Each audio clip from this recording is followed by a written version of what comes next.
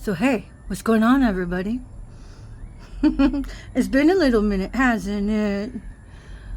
How was everybody's great day of turkey? Did you guys have to slay some turkeys to get to the turkey? Did you have to slay innocent turkey to get to the turkey? Meaning, for you gang stalkers, how many targeted individuals did you have to run into the ground to get your turkey? I mean, you guys were all about that blood coin. How do you know you're not going to choke on your turkey? My big question was, how many of you guys of the gang stalking variety would sell out your own uncle at the same dinner table? Would sell out your same sister at the dinner table? Never tell them you have beef with them.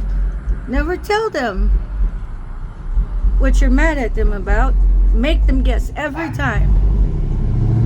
And you'll have a much successful self-delusion on why you decided to sacrifice them. Isn't that usually how it works? Part of the crux of your gang stalking is stonewalling. Never tell the targeted individual what their array of transgressions are. Just gang stalking them to death already. Why? Oh, because it's very biblical. They gang stalked Jesus' own family, gang stalked him. Wanted to flip a few coins off his demise. Paraphrase him. Say that he was a complete menace to society to the point of flogging him to death. Isn't that what our society is about? Never mind addressing the accused. Just stand in betrayal to the accused. That's all you guys are. I'm like, okay, one of these days, one of you little rat bastard commie socialist fascist gang stalkers who like to go out in their same clothes and think that nobody knows. I mean, like, bitch, the whole neighborhood knows, hon.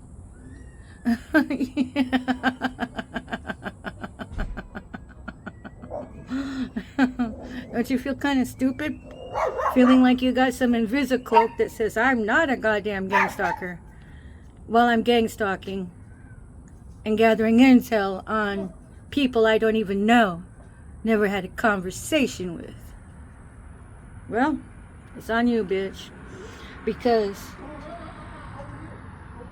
gang stalkers are already dead and don't even know it.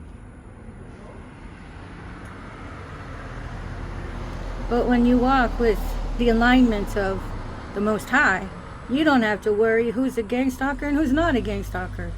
All you gotta do is just be polite and love everybody. And pray God's perfect will over everyone. So if they're gang stalking you and they're betraying you, you don't have to lift a finger to get your comeuppance. Your job is to love, let go, forgive. So when you do that, what happens is that all around us we have these little ethereal threads. The ethereal threads, I guess, is what people might call ectoplasm. But that ectoplasm, I mean, if it is ectoplasm, I see it as energetic threads. It would be like, say you had a gnarly spill and you scraped up your knees pretty good. And then after some time and some healing, you can see the myofile, the filatin threads. That's what the ethereal threads look like. Sometimes they're black, sometimes they're variances of gray, and sometimes they're variances of white. But they're ethereal threads. So the thing is that we all have ethereal threads to anything and everything. We have them to physical objects into the 3D, and then we also have them in the 5D, which are ethereal threads. So if you would consider the mother of all ethereal threads, would be your spinal cord. Don't want to get that messed up. But in the ethers, it would be that great silver cord people usually report seeing whenever they are able to release their energetic ethereal body from the material body, which we know as out-of-body experiences, such as astral projection. So I would say that silver gray cord, that's the mother of all of the ethereal cords we could ever energetically create. And then so whenever you energetically create these threads, sometimes it's kind of like being pulled magnetically to a certain person, place, object, or time, because of the buildup of the connections, because those ethereal threads are connections. So we could catalog ethereal threads as long as, for as long as we can catalog filaments. Those little filaments would be what your body creates whenever you have a scab of some sort. So these filaments, microfilaments, we can have them energetically as far as our chemistry, our biocomposition, our anatomy and physiology, and then all of the rhetoric behind that. So these energetic connections are everywhere and all the time, but we really haven't been taught any of that, have we? It gives rise to a conversation about it another time. But with regards to these microfilaments, whenever you have a lot of energy, any energetic emotion on any of the spectrum, really happy, really mad, really angry, the darker the filament, the more dense and the more lower frequency it is. Vice versa for the white. Well, whenever you're really mad at somebody and you hold a grudge, what you hold are those energetic filaments to that person that you can't stand, that you can't imagine seeing another moment of your life with for whatever reason. But when you forgive, this is where our populace of our pertinent society is, that we think when we forgive somebody, we're giving them a get out of free jail card, that we're giving them escape your karma card.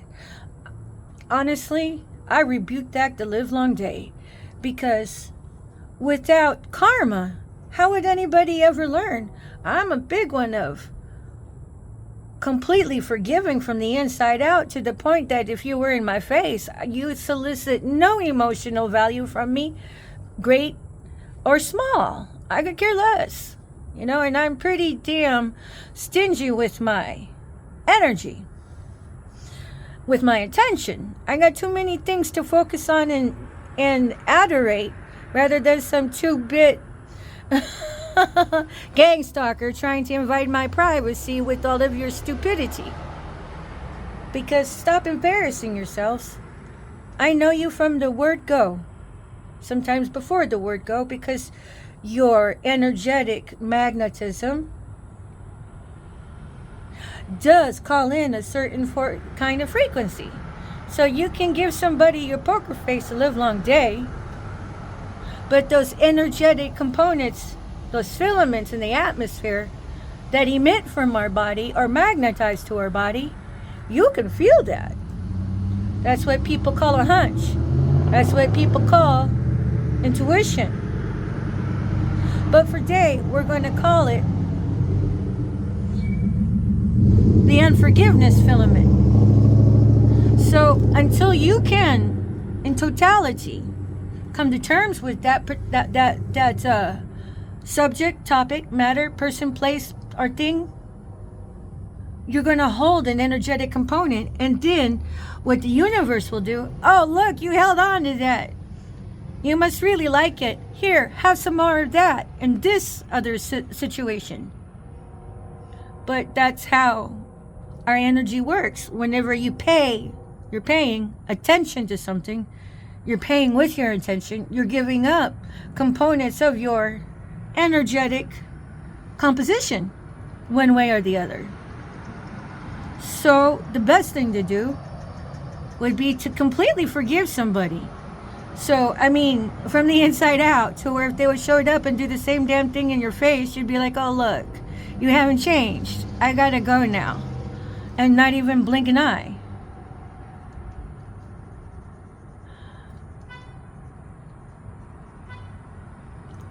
And then so that's what it means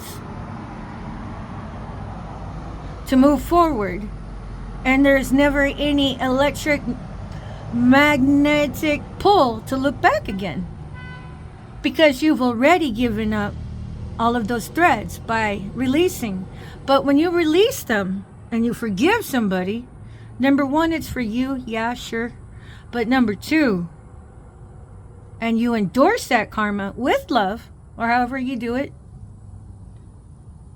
you don't have to go through that situation in your immediate life anymore. And the bonus of that is, if you can keep that up and choose you over the toxicity, you win. And then you can spend all of your wonderful time focusing on the things that would otherwise make you happy. That's what the visualization is for. Then you let it go and detach. That's the secret sauce in all of this, is to detach.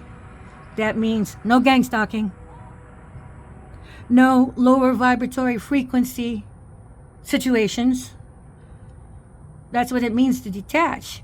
And then whenever you focus on your high flying disc, as what Abraham Hicks would say, just focus on all of the happiness that, solicits your knee-jerk response. You don't have to lift a finger electromagnetically for it to come to you. It's built in. That's what we're learning right now in this next part of the generations that we see out here, is that we're learning without a governor anymore to the mental mindscape that we have. But you can clear up your energetic plate really good by focusing on forgiving everybody that hurt and harmed you, and let go of it and release it, knowing that when you do that, you signal the other receptors out in the universe to take over from you, because the energy's got to go somewhere. That's the case. That's the key. That energy has to go somewhere.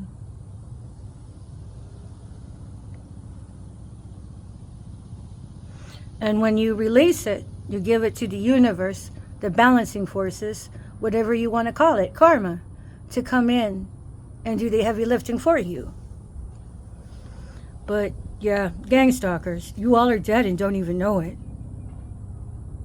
It really sucked for you to finally figure out that when your body dies. How about taking a heads up from your targeted individual, from the one you're gang stalking, and from the one in whose life you're trying to come up of to earn some blood coin. You deserve more for yourself than that. You deserve more for your family. God forbid if you have children and you taught them how to cherry pick the morality with being a piece of shit, lying deceiver, Decepticon. You got enough of that in life. And whenever the great culling begins, you don't make it, because you put your avatar into the fuck shit zone, and our history is coming up to see that the fuck shit zone becomes annihilated. At any rate, don't take my word for it. Do your own soul searching. Look up testimonies of hell from different people who never even collaborated with one another, and have so much in common with their testimony, because that's your sneak peek preview on what every gang stalker is in for that doesn't make amends with their own salvation. You're welcome. I gave you the heads up. I taught you. Rest is on you. I'm pulling for you all.